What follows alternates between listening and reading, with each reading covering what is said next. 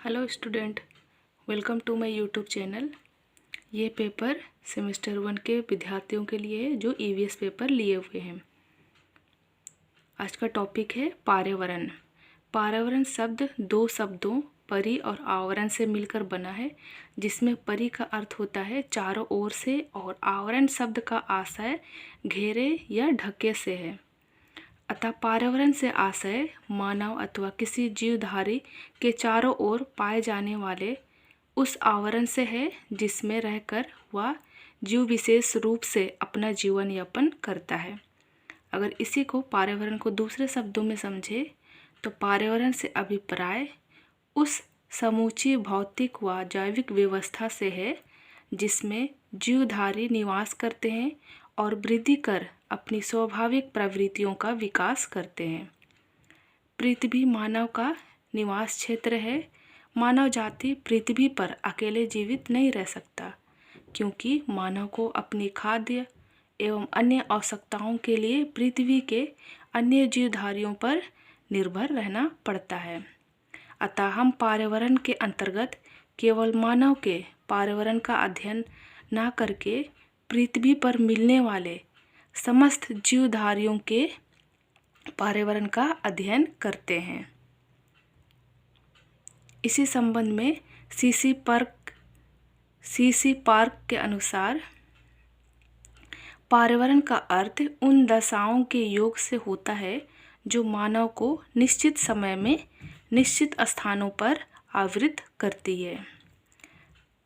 Next है विश्व शब्दकोश के अनुसार पर्यावरण उन सभी दशाओं, प्रणालियों और प्रभावों का योग है जो जीवों और उनकी प्रजातियों के विकास, जीवन और मृत्यु को प्रभावित करता है।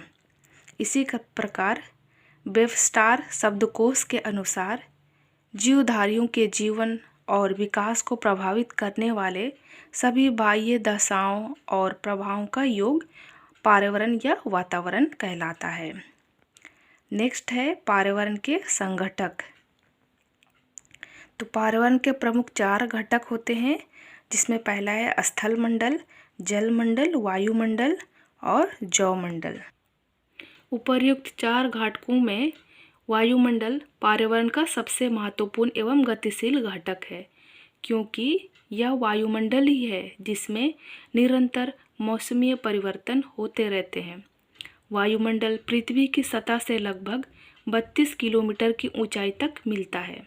इसमें अनेक गैसों का मिश्रण मिलता है, जैसे 78% नाइट्रोजन, 21% ऑक्सीजन और argon, carbon dioxide, hydrogen, helium और ओजोन आदि वायुमंडल में कम मात्रा में मिलने वाली अन्य गैसें हैं।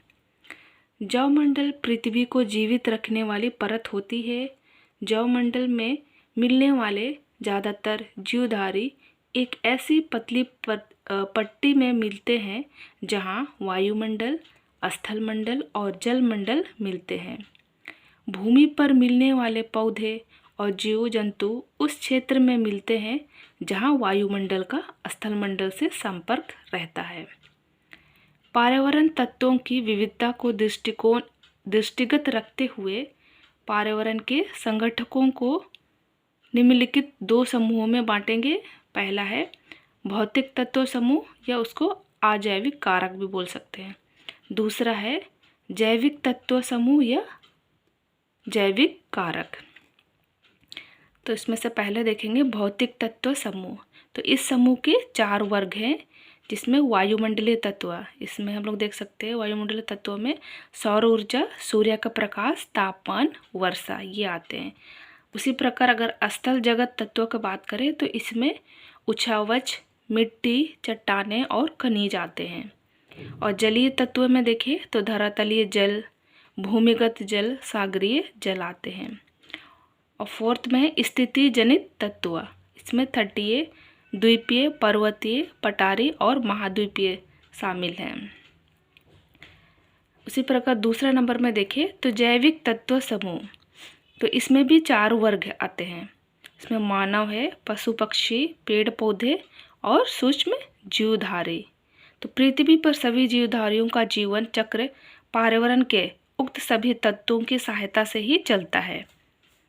पर्यावरण के सभी तत्व व समूह एक दूसरे से परस्पर संबंधित होते हैं। किसी भी प्रकार के जीवन की कल्पना पर्यावरण के इन समस्त तत्वों के अभाव में पृथ्वी पर किसी भी प्रकार के जीवन की कल्पना नहीं की जा सकती। सामान्यतया पर्यावरण के संगठकों में वैज्ञानिक उस संस्कृति पर्यावरण को भी शामिल करते हैं जो मानवीय क्रियाकलापों के फलस्वरूप निर्मित होते हैं। इसी आधार पर पर्यावरण के संगठकों को निम्न 3 वर्गों में रखा गया है, जिसमें पहला है भौतिक पर्यावरण। तो इसके अंतर्गत हम लोग देखेंगे इसमें समस्त अजैविक तत्व सम्मिलित हैं। दूसरा है जैविक पर्यावरण,